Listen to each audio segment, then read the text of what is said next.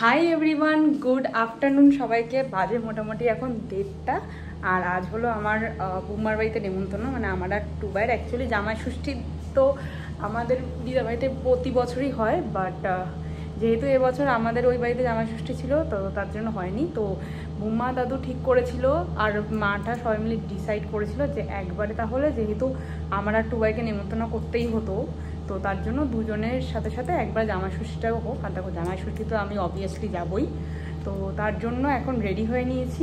আজকে আবার পাড়ায় একটা দাদার ছেলেরও জন্মদিন এখানে, তো দুটো অ্যাটেন্ড করতে হবে। এখন আপাতত রেডি হয়ে নিয়েছি আর শাড়িটা পরে নিয়েছি কোনো রকমভাবে, বিকজ আমি জানি গিয়ে খুলে আমার নিজের back to my comfort dress আর কি। তো একবার দেখাচ্ছি তোমাদের কি শাড়ি পরেছি। তো এখন যাবো, টুবাইকে বলবো একটু বুম্মার বাড়িতে ছেড়ে দিতে, ও যখন ইচ্ছে তখন যাক, বিকজ আজকে রবিবার। আমি জানি পাড়ায় প্রচুর আড্ডা মারা হবে, এটা অ্যাজ ইউজুয়াল হয়। আর ওখানে তো আজকে জন্মদিন, তার জন্য ওখানেই সবাই থাকবে। তো একবার দেখা আমি কীভাবে শাড়িটা পরেছি। এই দেখো, আঁচলও ঠিকভাবে না পরতে পেরেছি, না কুচি ঠিকভাবে হয়েছে, কিছুই ঠিকভাবে হয়নি। তো যাই হোক, রেডি হয়ে নিয়েছি। গয়নাটা বোনকে আনতে বলেছি, ওখানেই পরবো। একটু কী বলতো, শাড়িটা পরতাম না, বাট শাড়িটা পরলে বুম্মা দাদু দুজনেই খুব খুশি হবে, তার জন্যই পরা। তো এখন আর বেশি দেরি করবো না, চলো বুম্মার বাড়ি যাওয়া যাক। বাড়ি এসে আগেই জামা কাপড় ছেড়ে ফেলেছি, আর এখানে দেখো একজন এই যে খালিকে তোমরা অলরেডি আগে দেখবে, আরও খেতে বলবে যখন তখন দেখবে। এইখানে ক্যান্ডিডেট হচ্ছে যার যাদের খাওয়া হয়ে গেছে, ঠিক আছে। এই একজন ও হচ্ছে এক্সট্রা ক্যান্ডিডেট আমাদের প্রতি বছর জামাই ষষ্ঠী খাওয়ার। এবছর আমাদের জামাই ষষ্ঠী একটু লেট। এখানে যার জন্য অনুষ্ঠান, এই যে আমার দাদু মাঝখান থেকে ইন্টারাপ্ট করে, যার জন্য অনুষ্ঠান সেই ব্যক্তি চলে এসেছে এখানে। আর এখানে আমার বাবা এখনো মিষ্টি, সরা সাইড দাও মিষ্টি খেয়ে হচ্ছে রে। এই নিয়ে 2 নম্বর মিষ্টি রসগোল্লা। বাচ্চাদের সব খাওয়া হয়ে গেছে, এবার আমরা খেতে বসবো। এবার নাইটি ঠিক করছে এখানে, এই যে ছবি তুলতে গিয়ে ভিডিও করে ফেলেছে।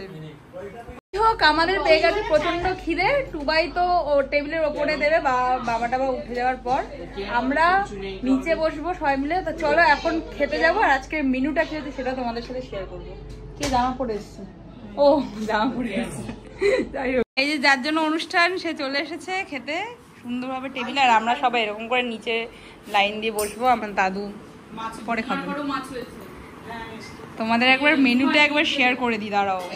এটা হলো অনু স্পেশাল বেগুন ভাজা, এই যে ভাত, এখানে সবজি দিয়ে ডাল, ভেটকি মাছ, ইলিশ মাছ, দুটো তো তুই খাবি না, এখানে চিংড়ি মাছ, তোর জন্য একা 4খানা, এখানে মাটন চিকেনও আছে, আর এই যে চাটনি, আর টুবাইয়ের কোল্ড ড্রিঙ্কস ছাড়া চলবে না, আর এই যে মিষ্টি, যেটা টুবাই রসগোল্লা খাবে তো ওইটা খাবে না। তারপরে খেয়ে দে বলবি, ঠিক আছে কেমন লাগলো। ঠিক আছে একটু সবই খা, তাহলেই হবে। আর এখানে এখন আমরা খেতে বসবো।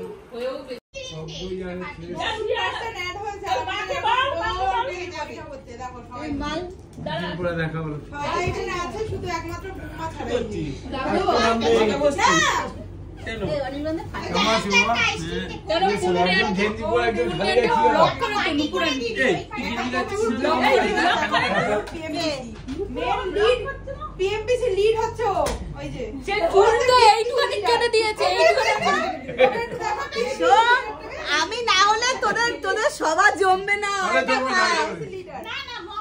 জমারি ব্যাপারটা হয় না নাকি? না আর যাই হোক, মমতা বানাস না ভাই, আমি তো হতে চাই না।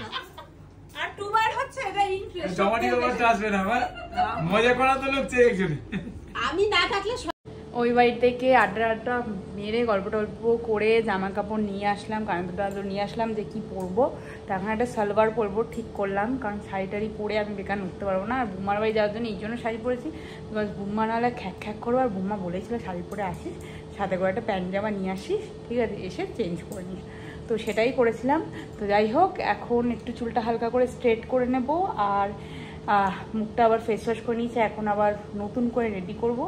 তো তাড়াতাড়ি রেডি হয়ে তারপরে দেরি হয়ে যাচ্ছে, 7:10 মাঝে, 30 মিনিট তো আমার লাগবে রেডি হতে। তো যাই ঝটপট রেডি হয়ে নিই। এবার আজকের দিনের জন্য সেকেন্ড টাইম রেডি হলাম, আর গরমের জন্য তোমাদের এই চুড়িদারটা নিয়ে এসেছি। কালকে চুড়িদারটা মা পরে গেছিলো, মার চুড়িদার মোটামুটি আবার একটু হয়ে যায়, বাট একটু সাইড দিয়ে ঢিলা হয়ে যায়, বাট ঠিকঠাক ফিট হয়ে যায়। তো দেখাচ্ছি চুড়িদারটা কেমন দেখতে। সো এই হলো ওই চুড়িদারটা, ইয়েলো কালারের, ডাব্লু থেকে নিয়েছিলাম কিছুদিন আগে। আমি আর মা একা একা শপিং করতে গেছিলাম, তখন নিয়েছিলাম। এই চুড়িদারটা পরেছে, একটু কটনের না, একটু গরমটাও কম লাগবে, আর এমনি ওয়েদার এখন খারাপ না। আর দেখো এই কানের দুলটা আমার অনেক দিন ধরে পরার ইচ্ছে ছিল, এটা আমাকে মেজো মাসি দিয়েছিল বিয়েতে, তার নিচ থেকে নিয়েছিলাম। এই সাইডটা এরকম অ্যারো করা, আর এই সাইডটা এরকম, মানে এটা আপওয়ার্ড করে, এটা ডাউনওয়ার্ড করে, এরকম চেন চেনওয়ালা। তো এই পিছন দিকে টুবাই রেডি হচ্ছে, অনেকটা ডিস্টেন্স তো গাড়ি টাড়ি করে যেতে হবে, ঠিক আছে, তো তার জন্য অনেক আগে থেকে রেডি হয়েছে। আমরাও গেছি, আর এখানে কেক টেক অ্যারেঞ্জমেন্ট করা হয়েছে কেক কাটার জন্য। যে বার্থডে বয় ছিল দেখো পার্পল কালারের পাঞ্জাবি পরা, আর ও ফুটবল খেলে, ওর বাবারও ফুটবল প্রচণ্ড পছন্দের, ওরও পছন্দের। দেখো ওই পাশে মা একটা পার্পল কালারের ওর সাথে ম্যাচিং করা শাড়ি পরে আছে, আর বার্থডে বয়ের বাবাও সেম কালারের পাঞ্জাবি পরা ছিল। তিনজনেই পুরো সেম সেম ম্যাচিং পরা হয়েছে।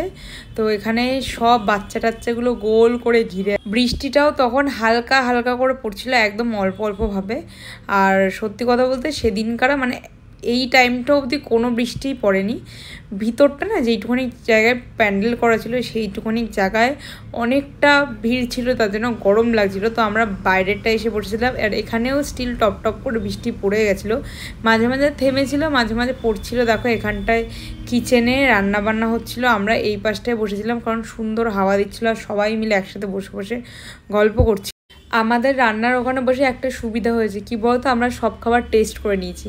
ফার্স্টে এগ টেবিল খেয়েছি, তারপরে দেখলাম গরম গরম রাধা পল্লবী ভাজছে, সেটাও একটু চানা মশলা দিয়ে খেয়ে নিলাম। যেহেতু পরের দিন সোমবার ছিল আর 12টা বাজতে বেশিক্ষণ বাকি ছিল না, তো ওই পাশের দিকে না বসে আমরা কিচেনে এরকম বাইরে টেবিল পেতে বসে পড়েছিলাম যাতে গরম না লাগে। দেখো টুবাই ওখান থেকে খাবার দাবার বেড়ে নিয়ে আসে। মেন কোর্সে রাধা পল্লবী চানা মশলা যেহেতু খাওয়াই হয়ে গেছিলো, ডিমের টেবিলটা খেলাম বিকজ তখন একটু ভালোভাবে খেতে পারিনি। বিরিয়ানি আর চিকেন চাপ ছিল, বিরিয়ানিটা প্রচণ্ড লাইট হলো, আর এটা হলো বার্থডে বয়ের বাবা। তারপরে খেয়ে দে তারপরে এখানে সব আদিবাসী স্টাইলে নাচা হচ্ছে, বিকজ এইখানে না পাড়ায় একটা আদিবাসীদের প্রোগ্রামও হয়, আর ওরাও আদিবাসী, তো তার জন্য সবাইকে নাচ শেখাচ্ছিলো আমাদেরকে। প্রচুর নাচ করেছে। সবথেকে বড়ো কথা কী বলতো, খেয়ে দিয়ে যা যা খেয়েছি সব হজম করে দিয়েছি। এখানে আমাদেরকে নাচের ট্রেনিং দেওয়া হচ্ছিলো। দেখো আমি মোটামুটি অল্প অল্প পারছিলাম, বাট এইখানে যত না পেরেছি তার থেকে বেশি এখানে সবাই আমরা শেখাচ্ছি। এই যে এই বৌদি ছিল, বৌদি আমাদের সবাইকে নাচ শেখাচ্ছে। এবার যখন ওদের ওই প্রোগ্রামটা হয়েছিল তখন আমি একটু শিখেছিলাম, তো আইডিয়া ছিল। আর সেপ্টেম্বরে ওদের আবার বড় একটা ফেস্টিভ্যাল আছে, যেটা ঠিক টুবাইদের বাড়ির পাশের মাঠটাতেই হয়। ওখানে প্রচুর লোকজন আসে, আর অনেক রাত অবধি হয়, প্রায় 3টে-4টে অবধিও লোক থাকে। প্রতিবার শুনেছি, বাট এবার তো নিজের দেখে এক্সপিরিয়েন্সও করতে পারবো। আর এখানে দেখো আমাকে অ্যাকচুয়ালি মানে মেন যে নাচটা জানে সে হচ্ছে এই ব্ল্যাক কালার টি শার্ট পরা এই বন্ধুটা আমাদের, তো ওই আমাদেরকে ট্রেনিং দিচ্ছিল। আমি তো খেয়ে দিয়ে প্রচুর এনার্জি, গানটাকে মিউট করে দিয়েছি যদি কপিরাইট খেয়ে যায়। দেখো নাচটা ঠিক এরকম করে করে, আমাদেরকে 1 2 3 4 করে স্টেপস শেখাচ্ছিলো। আর মোটামুটি আমরা অনেকটা শিখেও গেছিলাম। বলেছি এবার সেপ্টেম্বরে যখন তোমাদের অনুষ্ঠানটা হবে তখন আমরা মোটামুটি নাচতে পারবো। আমাদের এই কজনের সাথে আরও সবাই অনেকে অ্যাড হয়ে গেছিলো। আর দেখো লাস্টের দিকে কেউ কেউ পারছিল না, আর অনেকে পারছিল। এখানে অ্যাকচুয়ালি এরকম গোল গোল গোল গোল করেই এরকম করে পুরো ঘুরতে হয়, এরকম অর্ধেকজন এরকমই করেই করে। আর যারা যারা আবার এরকম করে না করে লাস্টে এরকম করে বাধ্য হয়ে ছেড়ে দিয়ে আবার নিজেদের মতন নাচতে শুরু করে দেয়। ওই স্টাইলে নেচে গিয়ে যখন সবাই হাঁপিয়ে গেছিলো, আমার তো গরমে অবস্থাই খারাপ হয়ে গেছিলো, তখন এরা সব ভাসান ডান্স নাচ করছিলো যেমন সবাই করে। কেউ লাফাচ্ছিল, কেউ নাচ করছিল, আর আমিও ওদের সাথে ওদের মতনই ওদের সাথে থেকে পাগল হয়ে গেছিলো। আবার ওই নাচ কমপ্লিট করে আবার মনে হচ্ছে ওদের স্টেপে নাচ করব, ঠিক আছে। আবার ওনারা তো অতটুকু নিয়েই নিয়েছিল, ঠিক। তো যখন মনে হচ্ছে আবার দেখো আবার গোল গোল করে ঘিরে, এটা এবার এত বড় গোল হয়েছিল, ঠিক আছে, যে কোথা থেকে মানে কে কীভাবে নাচছে অর্ধেক বুঝতেই পারছি না, বিকজ সবাই যদি স্টেপ না জানে তখন খুব অসুবিধা হয়ে যায়। তো এরকম পাগলের মতন আমরা নাচ করছিলাম, আর সত্যি খুব মজা হয়েছে। স্পেশালি যখন নাচছিলাম এই লাস্ট সময়টা, তখন আরও বেশি মজা হয়। নাচের আর আমাদের স্টেপ নেই, গানটা যদি এখানে থাকতো আর কপিরাইটটা না খেতাম তাহলে গানটা দিলে তোমাদের আরও বেশ শুনতে ভালো লাগতো। কেউ শেখাচ্ছে, এখনও শিখিয়ে হয়নি, কেউ শিখে গেছে, যেমন আমরা মোটামুটি শিখে গেছি, এরা মোটামুটি শিখে গেছে, আর কেউ এখনও ট্রেনিং নিয়ে যাচ্ছে না। বাজে মোটামুটি 2টো, যেহেতু পাড়ায় আমাদের খুব ক্লোজ, মানে রাতের দিকে আমরা সবাই মিলে একসাথে আড্ডা মারি। তো ওনারই ছেলের জন্মদিন ছিল, তাই একটু বেশিক্ষণই মানে থাকতে হলো। এখন মানে ওইখানটায় মানে যেই মাঠটায় হয়েছিল ওখানে সব কিছু গোছগাছ করা হলো। আর এই যে আমি রিটার্ন গিফটও নিয়ে এসেছি। তো যাই হোক, ব্লগটা কেমন লাগলো অবশ্যই জানিও। ভালো লাগলে প্লিজ একটা লাইক করে দিও, শেয়ার করে দিও, অ্যান্ড কমেন্ট করে জানিও ভালো লাগলে, খারাপ লাগলে, তোমাদের মনে যেই কথাটাই হয় সেটাই জানিও। তো এখন আপাতত ব্লগটা এখানেই শেষ করলাম। আর আমি না এসে মানে এত ঘেমে গেছিলাম নেচে টেচে, তো এসে স্নান টান করে ফ্রেশ হয়ে তারপরে গেছিলাম যে জানি এসে আবার ঘুমিয়ে পড়বো, কালকে আবার মানডে, প্রচণ্ড কাজের চাপ। তো যাই হোক আর বেশি কথা বলবো না এখন, তো ব্লগটা এখানেই শেষ করলাম, টাটা।